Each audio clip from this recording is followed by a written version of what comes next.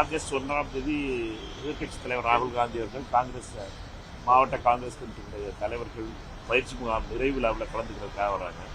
23ஆம் தேதி தொடங்கிய இந்த பயிற்சி முகாம் 1ஆம் தேதி 10 நாள் நிறைவு பெறும். அந்த விழாவில் அந்த நிகழ்ச்சியில கலந்து கொள்வதற்காக அந்த 74 மாவட்ட தலைவர்களுடைய ரோடு ராகுல் காந்தி அவர்கள் உரையாற்றுவதற்காக 1ஆம் தேதி ராகுல் காந்தி அவர்கள் அதெல்லாம் உங்களுக்கு நாளைக்கு சொல்லிடுவாங்க. தமிழக முதல்வரை சந்தித்து பேசுறதுக்கு எதுவும் வாய்ப்பு இருக்காங்க? பயிற்சி முகாமுக்காக வராது. பயிற்சி மேகதாது அணை பிரச்சனை முக்கியமான ஒரு விஷயமா இருக்கு தமிழகத்துல.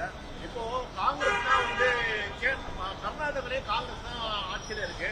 தமிழகத்திலே பாத்தீங்கன்னா ஆட்சியில பங்கேற்கக்கூடிய நீங்களும் ஆட்சியில பங்கேற்க காங்கிரஸே ஒரு சுமூகமா ஒரு தீர்வை கொண்டு வரலாமே சார்.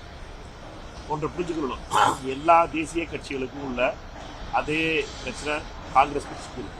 தேசிய கட்சிங்கிறது என்னன்னா 2 மாநிலங்கள்ல கட்சி இருக்கும், இந்த 3 மாநிலங்கள்ல கட்சி இருக்கும். அந்தந்த மாநிலங்களுடைய பிரச்சனைகளை அந்தந்த மாநிலத்தினுடைய காங்கிரஸார் முன்னிறுத்துவார். மாநில கட்சிகளுக்கு அந்த பஞ்சாயத்து கிடையாது. எங்களுக்கு கிளைகள் எங்கும் இல்லை இப்படி சொல்லிட்டு கதையை முடிச்சிடலாம். ஆனால் தேசிய கட்சிகளாக இருக்க காங்கிரஸாக இருந்தாலும் சரி, மார்க்சிஸ்ட் கம்யூனிஸ்ட் கட்சியாக இருந்தாலும் சரி, பாஜகவாக இருந்தாலும் சரி, எங்கெல்லாம் மற்ற இடத்துல கட்சிகள் இருக்கோ அந்த இடத்துல அந்தந்த மாநிலத்துக்குள்ள அவர்களுடைய பார்வையை தான் அந்தந்த மாநிலத்துக்காரர்கள் பார்ப்பாங்க. இப்போ கர்நாடக மாநிலத்தை பொறுத்த வரைக்கும் கர்நாடகத்தில் இருக்க பாஜகக்காரர்களும் காங்கிரஸ்காரர்களும் அவர்களுடைய பிரச்சனையை தான் பார்க்குறாங்க. தமிழ்நாட்டினுடைய காங்கிரஸ்காரர்கள் நாங்கள் என்ன சொல்றோம்னா மேகதாது கட்டக்கூடாது, நமக்கு தண்ணி கொடுக்க வேண்டியதை கொடுக்காத இந்த அரசு கர்நாடக அரசை கண்டிக்கிறோம். இதுல காங்கிரஸ் அரசு கிடையாது, இது கர்நாடக அரசு. கர்நாடகத்தில் இருக்க பாஜகக்காரர்களும் காங்கிரஸ்காரர்களும் சேர்ந்து டி.கே. சிவகுமாரா இருந்தாலும் சரி, எடியூரப்பாவா இருந்தாலும் சரி, ஏன் முன்னாள் பிரதமராக இருந்த தேவகவுடாவா இருந்தாலும் சரி, எல்லாரும் சேர்ந்து ஒன்னா முடிவு பண்றாங்க. தமிழ்நாட்டுக்கு மேகதாது கட்டணும், தமிழ்நாட்டுக்கு தண்ணி, கர்நாடகத்துக்கு தண்ணி வேணும். இதை நம்ம காங்கிரஸ் கட்சியை பொறுத்த மட்டும் நாங்க எல்லாரோட சேர்ந்து இதை எதிர்க்கிறோம். தமிழ்நாட்டுக்கு நியாயம் வரணும், அதற்காக நாங்க என்ன போராடணுமோ அது போராடுவோம். பாராளுமன்றத்திலையும் எல்லா கட்சிகளும் 6 கட்சிகளுடைய தலைவர்களை கூப்பிட்டு முன்னாள் உள்துறை அமைச்சர் திரு ப. சிதம்பரம் அவர்கள் இருந்தார். அதுல நாங்க எல்லாரும் சேர்ந்து நம்ம தமிழ்நாட்டினுடைய நலனுக்காக நம்ம அடுத்த நிலை என்ன எடுக்கிறதுக்காக முடிவு பண்ணிருக்கோம். இதுக்கு நடுவில் தமிழக முதலமைச்சரும் கர்நாடக முதலமைச்சரும் சந்திக்க போறதா தகவல் வருது. சந்திச்சுட்டாங்கன்னா அதுக்கப்புறம் நாங்க என்ன பண்ணணுங்கிறத காங்கிரஸ் கட்சியை பொறுத்த மட்டும் தெளிவா காங்கிரஸும் டாக்டர் சொல்லுவாங்க.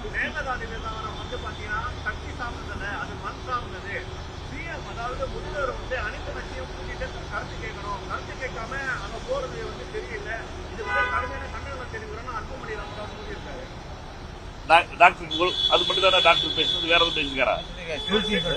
அதாவது காங்கிரஸும் பாஜக ரெண்டும் சேர்ந்து தான் சூழ்ச்சி பண்றாங்க. உங்களுக்கு ராகுல் காந்தி அழுத்தம் கொடுத்து மேகதாது அணை கட்டக்கூடாதுன்னு சொல்றது தைரியம் இருக்கான்னு கேட்டிருக்காரு. ராகுல் காந்தி பிரதமரா இருக்காரா?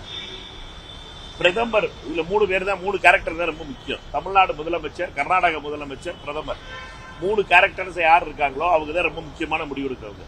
எதிர்கட்சி தலைவர் உதயநிதியை பத்தியோ, எதிர்கட்சி தலைவர் ராகுல் காந்தியை பத்தியோ, அங்க எதிர்கட்சியா இருக்க RSOக்கோ முக்கியம் கிடையாது. கர்நாடகா நீங்க எதிர்கட்சி ஆளுங்கட்சியில யார் பிரதமரா இருக்காங்களோ பிரதமர்கிட்ட போய் கேட்கறதுக்கு தைரியம் இருக்கணும். கூட்டணி கட்சிக்கு ஆதரவு கொடுத்துட்டு இருக்காரு அன்புமணி.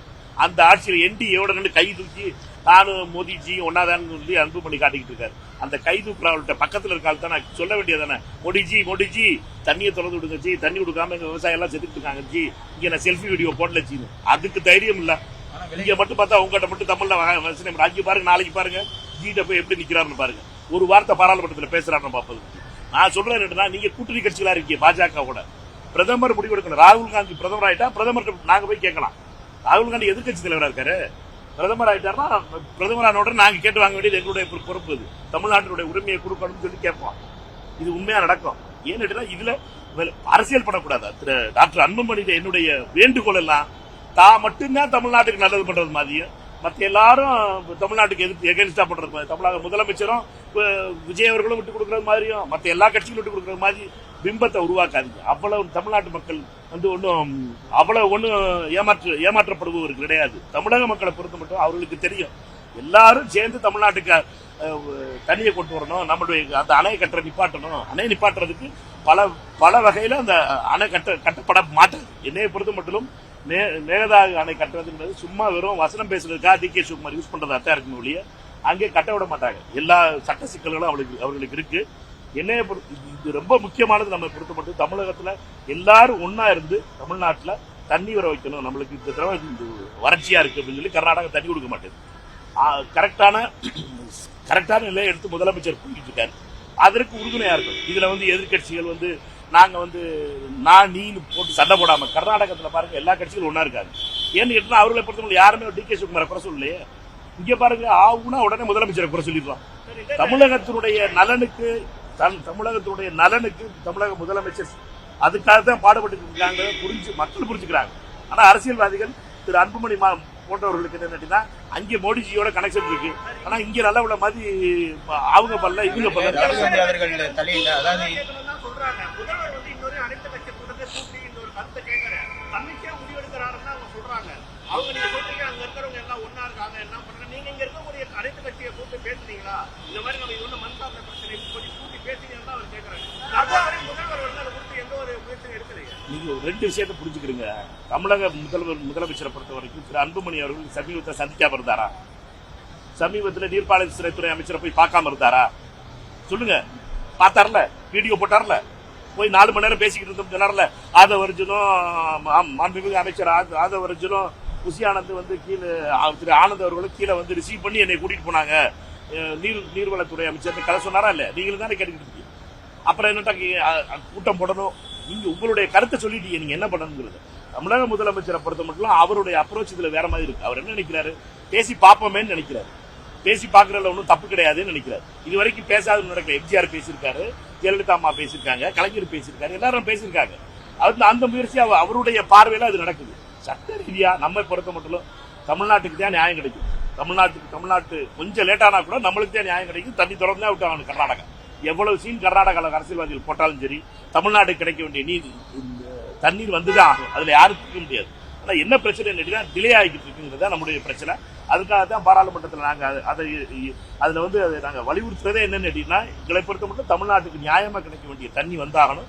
நியாயமா நம்மளுக்கு கிடைத்தா கேட்கணும். கூட 1 லிட்டர் கூட கேட்கல. நியாயமா கிடைக்க வேண்டியது. அதுக்குள்ள சகோதரர் அன்புமணி மாதிரி ஆளுகள் அவர் மட்டும்தான் தமிழ்நாட்டில் காவிரியில தண்ணி கொண்டு வர்ற கங்கை கொண்ட சோழன் மாதிரி நான் மட்டும்தான் இருக்கேன் அப்படிங்கிற மாதிரி நினைக்காம எல்லாரும் அவர்களுடைய முயற்சியை பண்ணிக்கிட்டு இருக்காங்க. எல்லாரும் மேலே பழி போடுறத அவர் நிறுத்தி சொல்லுங்க. ராகுல் காந்தி அவர்கள் ஒரு வரி சொன்னா இந்த என்டிஏல இருந்து கூட்டணி விட்டு நான் விளைகிறேன்னு சொல்றாரு. நீங்க நல்ல ஒரு டெல்லியில போட்டு வீடியோ இங்க தமிழ்ல கேள்வி கேட்டு என்னப்பா போகுது? நான் சொல்றேன் என்ன, போய் மோதிஜி நான் ஃபிளைட் டிக்கெட் பிடிச்சி போடார்ல, எல்லாரும் பார்லிமெண்ட் பிடிச்சி வந்துகிட்டு இருக்கான். அவர் மட்டும் இன்னைக்கு ஃபிளைட் ஏறி இருக்காரு. நாளைக்கு கடைசி நாள் பார்லிமெண்ட். போய் மோதிஜியை பார்க்க சொல்லுங்க. மோதிஜி என்ன பார்க்க மாட்டேங்குது ராஜ்யசபால இருந்துட்டு டைம் கேட்க சொல்லுங்க. கேட்டு மோதிஜி லெட்டர் கொடுக்க சொல்லுங்க. இல்லாட்டா எங்களுக்கு ஆதரவு தரலனா, எங்களுக்கு தண்ணீர் கொடுக்கலனா நான் ஆதரவு வாபஸ் சொல்லி லெட்டர் டைப் அடிச்சு காட்ட சொல்லுங்க. உங்ககிட்ட கொடுக்க முடியுமா? அவருக்கு கொடுக்க மாட்டார்ல. வசனம் மட்டும் சொல்லுவார். ராகுல் காந்தி சொல்லணும். ராகுல் காந்தி எதிர்கட்சி தலைவர். ராகுல் காந்திக்கு அவருக்கு ஆகாது. இவர் எதிர்த்து பாஜகவோட இருக்கவர் அன்புமணியோட உறவு பாஜகவோட 2014 ஆரம்பிச்ச உறவு. இது நாள் வரைக்கும் பாஜகவோட.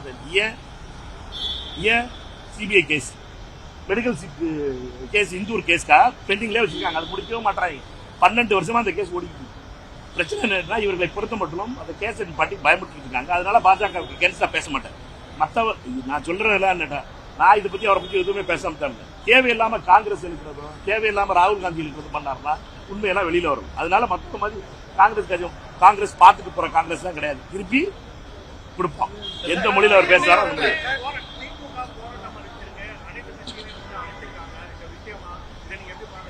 எல்லாருக்கும் போராடுற உரிமை இருக்கு. அது போராடுறதுல நம்ம தப்புன்னு சொல்ல முடியாது. என்னையை பொறுத்த மட்டும் நம்ம அனைவரும் ஒன்றா இருக்கணும். தமிழ்நாட்டில் இருக்க எல்லா அரசியல் கட்சிகளும் தமிழ்நாட்டுக்கு தண்ணி வரணும்னு தான் பாடுபடுறோமே ஒழிய யாரும் தண்ணி வரக்கூடாதுன்னு நினைக்கல. தமிழக முதலமைச்சருடைய அப்ரோச் வேறையா இருக்கு. அவரை பொறுத்த மட்டும் அவருடைய இந்த விஷயத்தை பார்க்கிற பார்வை தமிழ்நாட்டுக்கு தண்ணி வரணும்னு நினைக்கிறார். தமிழ்நாட்டுடைய இன்ட்ரெஸ்ட் தான் ஃபர்ஸ்ட் நினைக்கிறார். அந்த பார்வையில அவரோட சேர்ந்து நிக்கிறோம்னு நான் சொல்றோம்.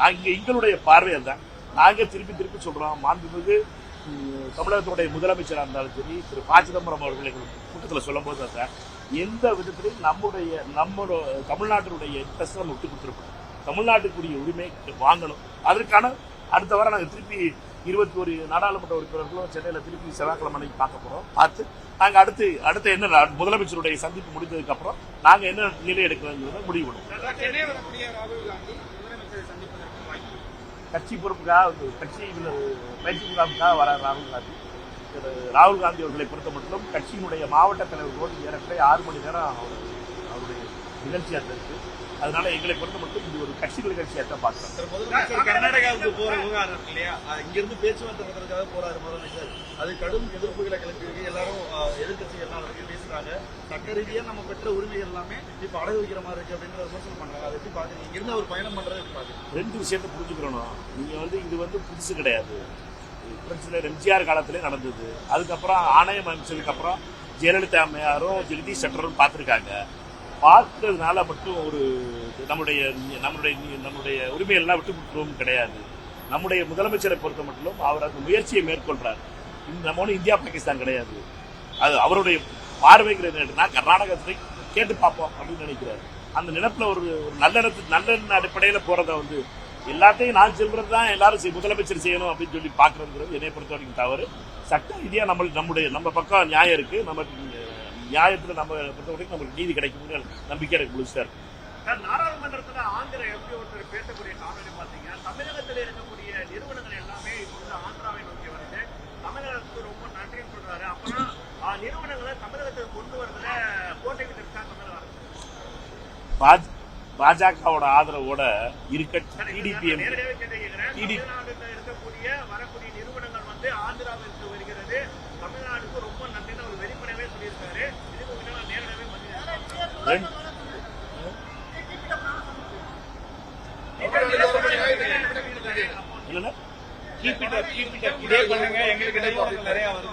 அது பாராளுமன்றத்துல கிருஷ்ணா பேசினதான் சொல்லிட்டு இருக்கீங்க. டிடிபி எம்பி அவர் நீ எல்லாத்தையும் எதிர்க்கிறோம் சொல்லி திமுக நாடாளுமன்ற உறுப்பினர் சொல்றதுக்காக நீங்க எல்லாத்தையும் எதிர்த்துட்டே இருக்க, எங்களுக்கு எல்லாம் வந்துட்டே இருக்குன்னு சொல்லி ஒரு ரைமிங்ல சொன்னதுப்பா. இன்னைக்கு காலையில முதலமைச்சர் 12,000 கோடி ரூபாய்க்கு இன்வெஸ்ட்மெண்ட்டுக்கு கையெழுத்து போட்டிருக்காரு. புதிய நிறுவனங்களோட இன்னைக்கு இன்வெஸ்ட்மெண்ட் வந்திருக்கு. அதனால நம்மளை பொறுத்த மட்டும் அவங்க சொல்லிக்கிட்டு இருக்கிறதுக்கெல்லாம் நம்ம பதில் சொல்லிக்கிட்டு இருந்தோம்னா டிக்டாக் வீடியோக்கெல்லாம் நம்ம சீரியஸா எடுத்தோம்னு வச்சுக்கோங்களேன். பாராளுமன்றத்தில் இருக்க 12,500 கோடி ரூபாய்க்கு இன்னைக்கு சைன் பண்ணிருக்காங்களே, அது பாத்தீங்களா? இன்னைக்கு முதலமைச்சர் போய் 12,500 கோடி ரூபாய்க்கு எல்லா நிறுவனங்களும் இன்வெஸ்ட்மெண்ட் பண்ணிருக்காங்களே, இது எங்க தமிழ்நாட்டான இன்வெஸ்ட்மெண்ட் நடக்குது. அதனால நீங்க டிக்டாக் வீடியோக்கெல்லாம் சீரியஸா எடுத்துட்டு பேசிக்கிட்டு வச்சுக்கோங்களேன். கிருஷ்ணா பேசுற பேச்சுக்கெல்லாம் நம்ம சீரியஸா எடுத்தோம்னா அது அவங்க டிடிபியோடைய எம்பி அவர் கதையை சொல்லிக்கிட்டே இருப்பாங்க. ஆந்திரால அது நடக்குது இது நடக்குது லேகி வைக்கிற மாதிரி சொல்லிட்டு இருப்பாங்க. அதெல்லாம் அங்கே ஒன்றும் நடக்கல. ஆந்திரால இருக்க நீங்க உங்களுக்கு போய் பாருங்க, தெரியும் ஆந்திராவுக்கு என்ன இன்வெஸ்ட்மெண்ட் வந்துருக்கு. தமிழ்நாட்டை பொறுத்த மட்டும் இன்வெஸ்ட்மெண்ட்டையும் நம்முடைய தொழில் வளர்ச்சியிலையும் தமிழ்நாடு பெரிய லெவலில் முன்னேறிக்கிட்டு இருக்கு. அது தொடர்ந்து நம்மளுடைய அரசுகள் எல்லாத்தையும் அதை செஞ்சுக்கிட்டு இருக்காங்க. அதுல எந்த ஒரு குறையும் நம்ம பார்க்க கூடாது. வேற யாராவது ஒரு ஆள் டிக்டாக் வீடியோ போட்டா அதுக்கெல்லாம் கேள்வி கேட்டீங்கன்னா நம்ம அதுக்கப்புறம் என்ன பண்ண வச்சுக்கோம். சரியா? பாப்பா.